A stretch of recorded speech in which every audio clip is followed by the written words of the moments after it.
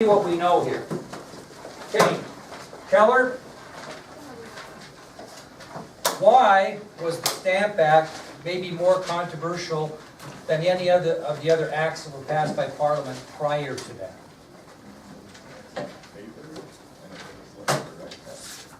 Well, you're getting a little bit too detailed.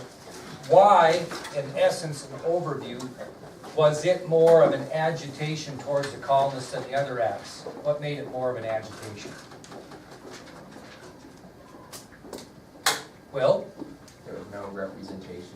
Well, you guys are getting too detailed on it here. Yes, Gracie?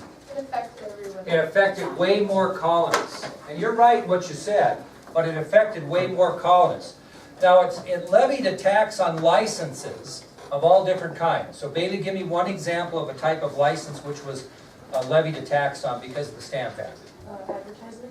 Advertising, same type. Hi there, you can take the relaxing area or you can go right back there, and I'm sorry to say that's a hard chair. This is fine. Okay. If I sit there, I may be asleep Well- after that much. Well, that'd be okay, whatever you feel comfortable with. Okay, so advertisements were taxed, okay? What else was taxed there, Kylie? Legal documents, and give me a couple examples of legal documents.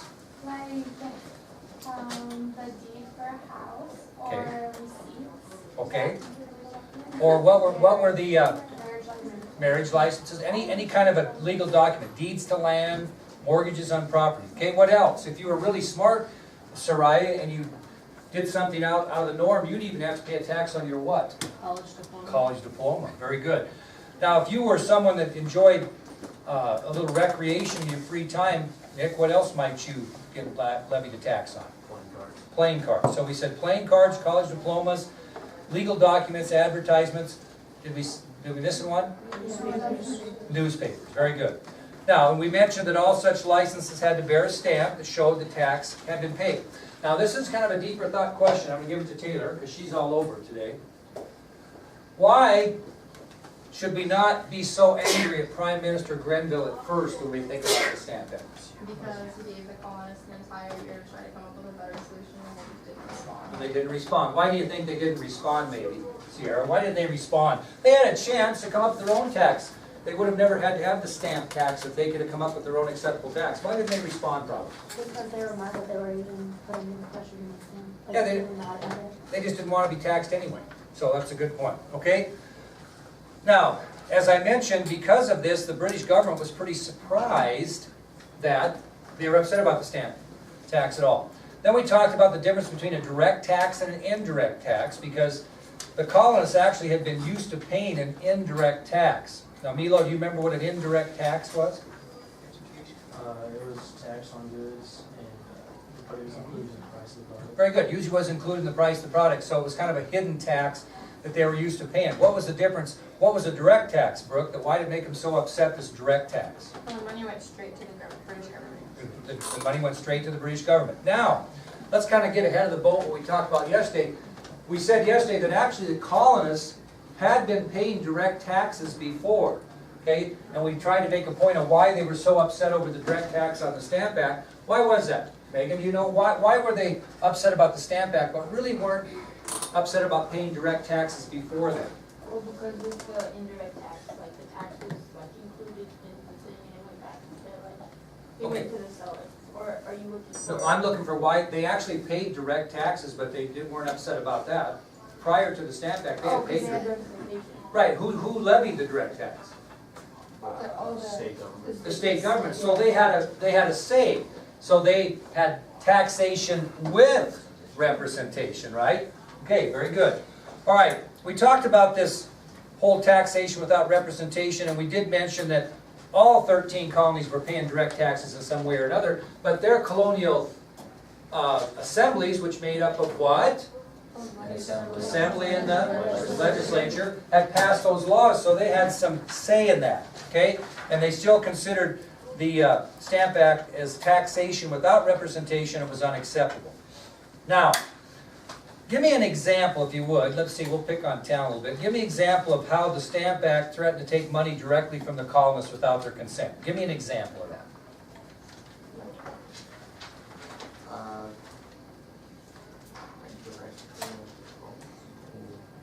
Stamp Act threatened to take money away. Just tell me how it did that. Give me an example of how, who paid and why. Small farmers had to pay a tax on their warehouse receipts. Very good. When they brought their tobacco and grain in, they had to pay a tax on the receipts. They didn't like that. What's another example, Kyle? Like carpenters or blacksmiths, they're on break and they wanted to read the newspaper, and they had to go pay a tax to get the newspaper. That's right. Yeah, they did not like that. How about another one, Hannah? Settlers had to pay taxes on these. That's correct. And they didn't like that at all. They bought land on the frontier, now they gotta pay a special tax on the deed to their property. And we mentioned that basically planners and merchants and lawyers and editors, anyone that had to deal with any kind of licenses of any kind was paying taxes left over right, and it made them very upset. Now, how did Parliament justify taxation without representation, Madison? Give me an example of that. Parliament represented all English subjects. Which included? The Congress. Colonists. So they stated that, hey, the Parliament represents all British subjects, including the colonists. How about another one? Will? Sorry, could you repeat the question? Yeah. How did the British government justify their taxation without representation? How did they justify the Stamp Act? They said it represented all British possessions in the empire. Okay, basically said the Parliament represented not only the citizens of Great Britain, but The all the citizens in the colonies. British Empire, including the colonies. Okay, Shania, give me another one. They said that not every person in Great Britain was represented. Right, so what are you worried about, colonists? Not everybody in Great Britain is represented by Parliament, so you're not either. Well, despite that, obviously they didn't like that, so we had an opposition to the Stamp Act, right? And what was the name of the group that met in October of 1765 in New York City to talk about this, Bailey? The Sons of Liberty. Oh, sorry. You're getting Sorry. ahead of yourself, No. that's all right.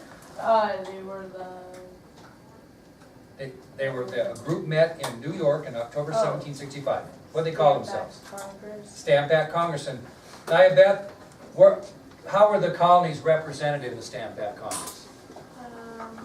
They were asserted loyalty to the king and promised. Well, not yet, but were all colonies represented? No, How many? 9. 9. Okay, now go ahead and tell me what they did during the meeting, because you are all over it. They first asserted loyalty to the king and promised all due subordination to Parliament. Okay, the delegates asserted their loyalty to the king and promised all due subordination to the Parliament. What did they do next then? What did they do next, Carly? They resist all taxes levied without consent. Right, so what they're saying is we're gonna be loyal to the king, and we're gonna give all due subordination to Parliament, but we still don't believe in taxation without representation, so we are gonna resist taxes in which we do not have a say, correct? So it seems a little opposite, but actually it means the same thing. Now this was a big thing, so what did they do right off the bat, British merchants, to kind of set the stage, Blaine, for this opposition? They signed 14. Very good. They signed non-importation agreements, and basically, what did those state, Courtney? That they would not buy or import British goods. That's right. They would not buy or import any British goods. So within a few months, what happened to the trade between Great Britain and the American colonies? Virtually died. Okay. Now we'll get to Bailey. Some colonial townspeople took a more direct plan of action, other than the merchants, and they formed a group called the Sons of Liberty. Sons of Liberty. And give me some examples, if you would, of what they did to show their protest. Chantel, give me one, please. Were you gone yesterday? Yeah. Oh, I didn't have time to get on. that's okay. Take a shot. Take a shot. What do you think they might do? For what? The Sons of Liberty were a group that got together that were protesting the Stamp Act, especially taxation without representation. Now, the merchants signed non-importation agreements, which they promised not to buy or import English goods. And then the townspeople got together and showed their protest by forming a group called the Sons of Liberty. What might you do? Since you know, and this is just a guess because you weren't here, so what might you do to show your protest to that? Today, come on now. I don't know isn't a good answer. Come on. What might you do? If I make you pay to take this class every day, you don't like it, what are you going to do about it? Not come to the class. Not come to the class? Okay. gave me one, I'm getting a little bit thrown out of it. So, you wouldn't riot in large towns about it? Might, right? Huh? Would you destroy the offices of the stamp tax collectors? See, so you're such a nice girl, you wouldn't do that. Soraya would. Soraya, other than riot in large towns and destroy the offices of stamp tax collectors, what else might you do in protest? Oh, they burned the stamps in the streets. What else did they do? They destroyed already didn't, well, No, you destroyed said. the houses of the royal officials. Very good, and this is what Soraya would really like to do to people. If they are loyal to the crown, what would you do? I would go out and find people loyal to the British and tar and feather them. You would tar and feather them. Would you really need a Not really, no. Well, that's what they did. Just See, the trouble with having nice kids in this class is they probably wouldn't do these things, although I know some of them might. Okay, so because of the pressure put on by not only the colonists who are not liking this taxation without representation, there are also British merchants who are upset about this, and they're calling for what? Repeal of the Stamp Tax Act. Now, Nick, who is the who is the Englishman that was loyal to the crown? He was a British leader in Parliament and a writer, and he actually congratulated the colonists for fighting against what he thought was an illegal measure. Edmund Burke, very good. So they did have help within the British Parliament as well, people that agreed that that was a little harsh. Okay? Now, we'll get back to Bailey because she's really into the Sons of Liberty. What did the Sons of Liberty do when the Stamp Act was repealed in March of 1766? They put up a flagpole in New York City to celebrate. Gathered all around celebrate. Very good. Now, they were all excited about the Stamp Act, and colonists paid little attention to another law that was thrown at them right away. And they kind of went over their head, but it was not a good law. What was the name of that, Mason? It was the Declaratory Act of Declaratory Act of 1766. And what exactly did it state, Nick Shriver? Parliament had, quote, full power and authority to make laws to bind the colonies and the people of America in all cases whatsoever. Very good. So you wrote that good yesterday. Everybody write that down, that quote? Good. Okay. Then we moved on to the Townsend. We gave you kind of an introduction to the Townsend Acts. And y'all got a kick out of that because the leader of the Parliament at that time was Charles Townsend, who we had a student here, by the way, that was named Charles Townsend. So we got quite a reaction to that. Charlie was her name, but anyway. But anyway, what was Charles Townsend, Brooke? What was Charles Townsend's idea to kind of keep away from this controversy? Because he's still responsible to collect taxes for the defense of the colonies and defense of the empire, and to try to take some of the tax burden off the people who lived in Great Britain. So what's his plan to get that tax put across? What did he decide to try? To use indirect tax. To use the indirect tax. He went back to the indirect tax philosophy because the colonists were used to paying that. So what they did is they levied this tax called the Townsend Acts, and what it did is it levied taxes on imported duties on articles of everyday use. So when a colonist bought something, they paid the tax indirectly, and it was usually, as Milo said, I think it was, where was it, Milo? It was hidden In the product. in the cost of the product. And so they really felt that since the colonists had paid those indirect taxes before, they wouldn't have any trouble. Types of things they taxed were tea and lead and glass and colors for paint, but basically articles of everyday use that were imported in were taxed. Now, what do you think the colonists would have thought of that, Keller, initially? Do you think they'd have fought that, or did they fight? Would they have fought that? We don't really know whether they would have or not. What was the philosophy behind that? Why maybe would they have accepted that? They were used to doing it. But what did Parliament do because they were a little concerned about smuggling, Shania? They passed the writs of assistance, which is a fancy name for a search warrant. And so they went back to what they had done before, and they would go and search businesses or colonial ships or even colonist homes without really any documentation or any evidence, and it made people upset. So historians believe that the Townsend Acts and that indirect tax on those products that were brought in that everybody used daily probably would have worked if they had not gone a little farther and passed the search warrant law. Now, the difference we said between, it's kind of interesting, did any of you guys, are you big paper readers? Did you read the paper yesterday? Okay, you didn't want to pay the tax on it? Anyway. So, in the paper yesterday, they had a report on the school board meeting.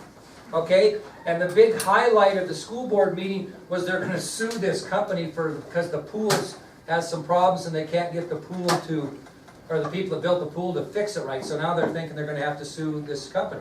However, Mr. Nicholas addressed an issue. A board member had a question. It was just ironic because we talked about this yesterday. Mr. Nicholas in the board meeting Monday night addressed a board member's question. Did anybody read that, or anybody know what the question was? There was some question on when the school had the right to search a student's locker, right?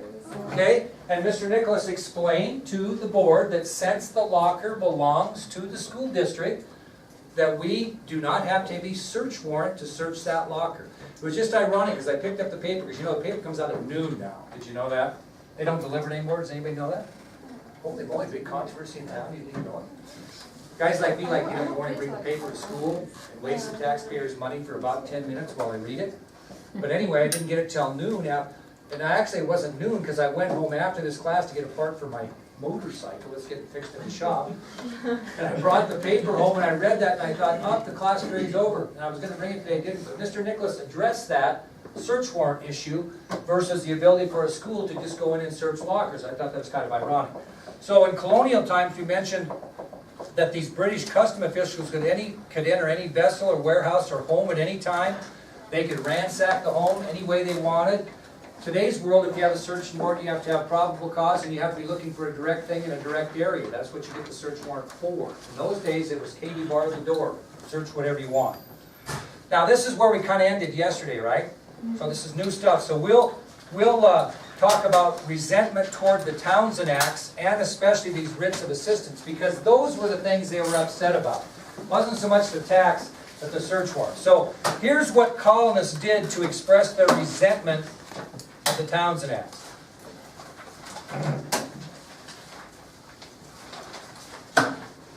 First of all, who's going to have to issue these writs or these search warrants? You still got to issue them. And who is Parliament going to issue them clear across the pond? Who's going to issue these? Colonial courts. And what colonial courts did is they refused to issue the writs. They just refused to do it. Another thing that colonists did to express their resentment of the Townsend Acts, and more importantly the writs of assistance, was that you remember the Quartering Act? What went on in the Quartering Act? Chantel, you were there for that. What went on for what was the Quartering Act? Do you remember? They had the House And feed and supply the soldiers, British soldiers that lived in America, right? Well, in protest, many people, if not most, refused to do that. They refused to provide living quarters and supplies for British soldiers, so they were violating the Quartering Act in protest of these Townsend Acts and writs of assistance.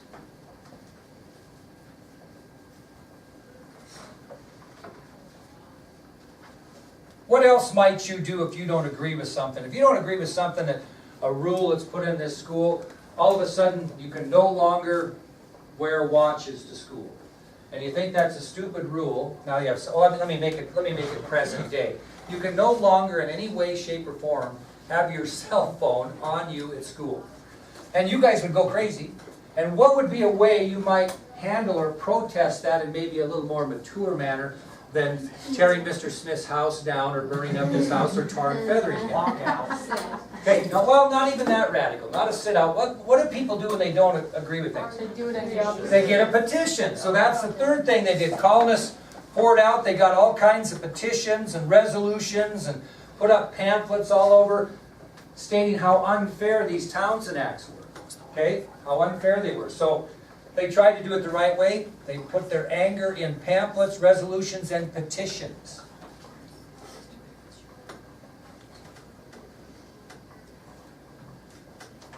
Now, you're only as good, you know, you hear coaches say, you're only as good as the next person next to you. Okay, the volleyball team's gonna go to regionals, the swimmers are gonna go to state. Swimming's a little different because it's a team sport, but it does have individual things to it. Track's in the same way, but volleyball, so they'll promote that more as a team. You're only as good as the person next to you. So if you're the 13 colonies, what might you wanna do to make sure that everybody's on the same page? Well, you might want to write a letter. Somebody's really smart, like Samuel Adams, who was the leader of the Massachusetts legislature. And what he did is he drafted a letter and he sent it to all the other colonies to ask them to do what? Unite to resist against what? Well, the Townsend Act. So another thing that happened is Samuel Adams, who was the leader of the Massachusetts legislature, drafted a letter and sent it to all the other colonial legislatures, urging each of these colonies to unite to resist these Townsend Acts. So that was another thing that colonists did to express their resentment as they went through their legislators and they drafted a letter to try to get everybody on the same page.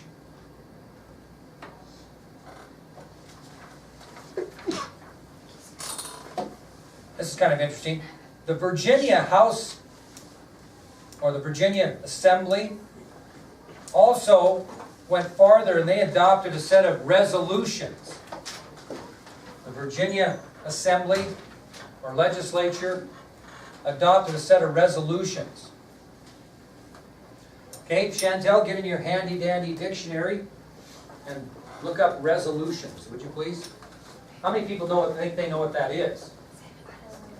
Okay, we're going to find out. Resolution. It's a Virginia Assembly or Virginia Legislature. What is a resolution? Statement